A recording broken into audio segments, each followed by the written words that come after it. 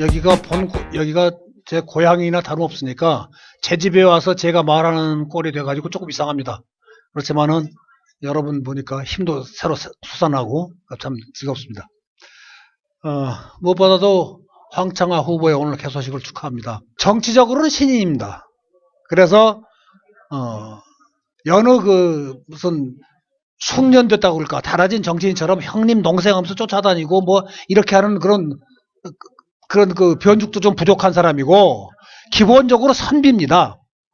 그래서 참 이를 데 없이 점잖은 사람입니다만은 요즘에 와서는 그래도 보니까는 상당히 이제 투사 기질이 붙어가지고 원래 투사 기질이 있는 사람입니다. 학생운동도 열심히 했고 그래서 있는 사람인데 아주 점잖은 사람인데 요즘에 와서는 그래도 선거 묻기로 정치적인 속어로 선거 묻기로 서서히 변화해가고 있는 것 같습니다.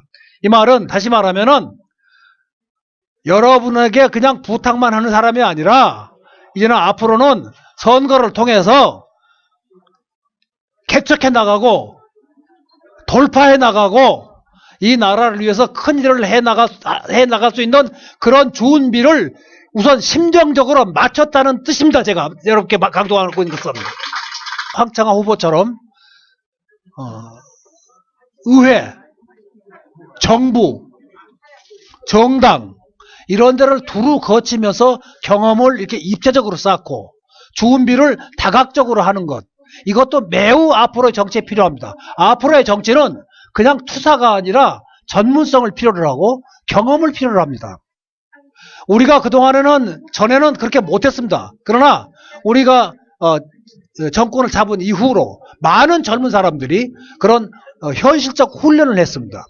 그 현실적 훈련을 한 그 그룹 중에서 가장 혁혁하게 자기를 단련시켜온 후보가 황창화 후보이기 때문에 여러분이 아시다시피 우리 사회가 대단히 힘이 듭니다.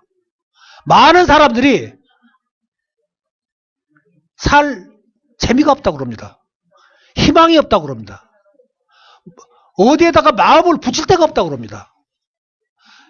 여러분도 아시겠지만은 지금 이 나라의 국민소득이 27,430달러입니다.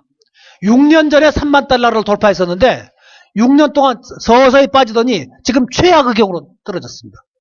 걸핏하면 경제를 내세우는 이 집권당이 한다는 짓이 우리 국민소득의 추락 이것입니다. 여러분들도 주변에 애들이 있으시겠지만은 요즘 우리 아이들 불쌍해서 죽을 지경입니다. 요즘 애들이 대학 들어가기도 힘들지만 대학을 나와도 취직을 못합니다. 취직을 해도 결혼을 안 하겠다고 그럽니다. 결혼을 해도 아이를 안 낳겠다고 그럽니다. 왜 그러냐고 물어봤더니 결혼해서 애들을 낳아서 가르치고 키울 그럴 자신이 없다고 그럽니다. 너무 경제적으로 어렵다고 그럽니다. 그래서 우리 사회가 점점 각박해집니다. 남북 문제를 보십시오. 남북 관계를 제대로 관리를 못해서 요즘 북한은 갈수록 험한 소리를 하고 있습니다. 남북이 똑같이 긴장을 향해서 치달리고 있습니다. 그래서 정말이지가 우리들 속에서 불안이 일어나고 있습니다. 남북 관계를 관리를 잘 못하고 있는 것입니다. 복지도 후퇴하고 있습니다. 영유아를 가르치는 보호시설들이 전부 다 지금 어려움을 겪고 있습니다. 노동자들은 갈수록 아우성입니다.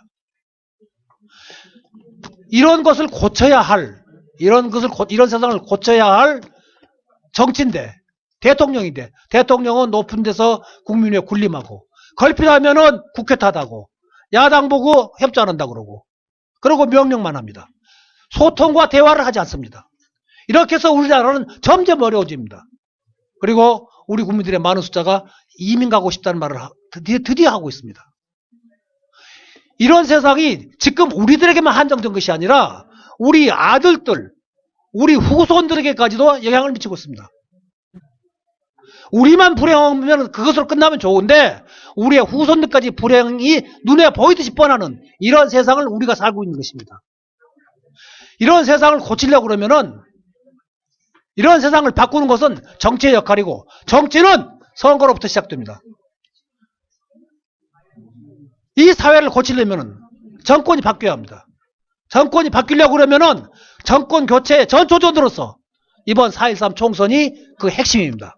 따라서 이번 4.13 총선에서는 우리 더불어민주당 노원병의 황창화 후보가 반드시 승리해서 이 나라를 고치는 데 앞장서고 우리들의 삶을 개선하고 우리들의 후손에게도 자랑스러운 아버지로서 조상으로서 남을 수 있는 그런 기회를, 그런 세상을, 그런 선거를 반드시 만들자고 저는 여러분에게 부탁드리고 당부합니다.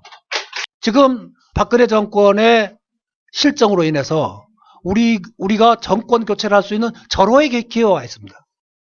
정말 절호의 기회입니다. 많은 국민들이 이대로는 안 되겠다. 세상 좀 바꾸자.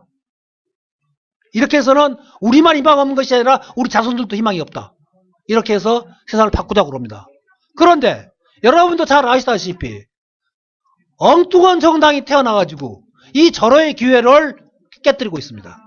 처음에 출발은 무슨 새로운 정치를 하겠다. 새정치민주연합이라든가 이런 데 대해서 불만을 가지고 잘못을 지적하고 그것을 고치자는 건 좋습니다. 그럴 수 있습니다. 그러나 당을 고치라고 그랬지 당을 깨뜨리라고 한 건 아니지 않습니까?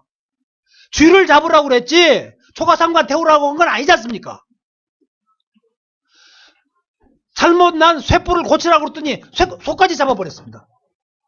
이렇게 해서 결국은 야당을 풍비박산을 만들어 놓고 그렇게 해서 정권 교체의 기회를 스스로 야당이 포기하는 이런 엄청난 상황을 만들어 놨습니다. 제가 이곳에서 국회의원을 했고 이곳에서 국회의장을 했습니다.